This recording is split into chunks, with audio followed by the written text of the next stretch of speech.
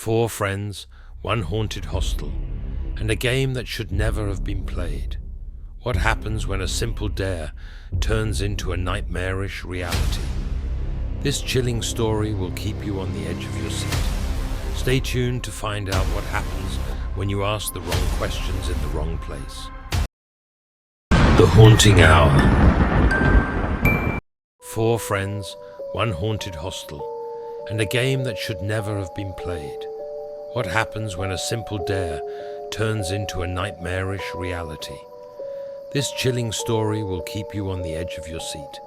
Stay tuned to find out what happens when you ask the wrong questions in the wrong place. In the heart of Gwalior, Madhya Pradesh, lies Vidya Niketan, a prestigious boarding school with a dark secret. Its hostel is rumored to be haunted. Tales of eerie occurrences and ghostly sightings have circulated among students for years, making the hostel a breeding ground for fear and curiosity. One night, 4 12th grade friends, Aman, Ravi, Suraj and Karan, gathered in a dimly lit hostel room. The air was thick with tension as they whispered about the most famous ghost stories of their school. Suraj, always the daring one, suddenly smirked and pulled out a piece of paper and a pencil. "Have you heard of the Charlie Charlie game?" Suraj asked, his voice barely above a whisper. The others looked at him, intrigued but skeptical. "They say it can summon spirits," he added. Ravi rolled his eyes, uninterested, and continued playing Ludo on his phone. Suraj convinced everyone, even a reluctant Ravi, to sit in a circle. He placed the paper in the center, marked with yes and no. They all watched as he balanced the pencil on its point. "Charlie, Charlie, are you there?" Suraj asked, his voice trembling slightly. The room fell silent, and nothing happened. Ravi laughed, mocking the game. Just as Ravi was about to leave, the pencil on the paper began to rotate slowly. It pointed to yes. The friends stared at each other, wide-eyed and silent. Suraj, encouraged, asked again, "Charlie, Charlie, are you here?" This time the pencil moved more violently, confirming the presence of something beyond their understanding.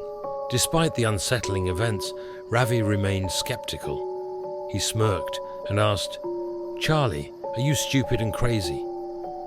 For a moment nothing happened, but then the pencil jerked violently towards yes.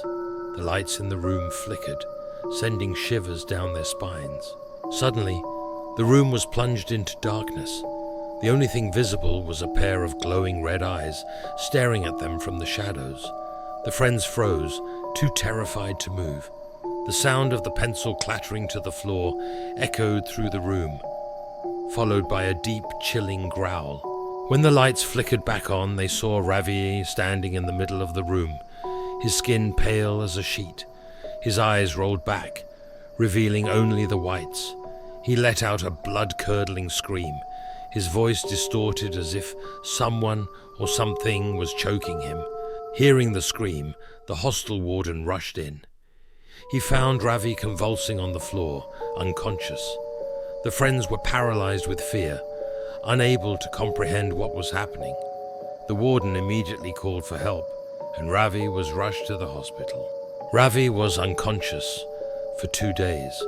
When he finally woke up, he had no memory of the game, the haunting experience, or even being in the hostel room that night.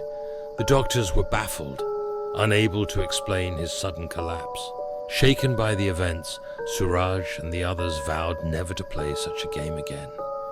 They realized that some things are better left alone, and that night in the haunted hostel would haunt them for the rest of their lives.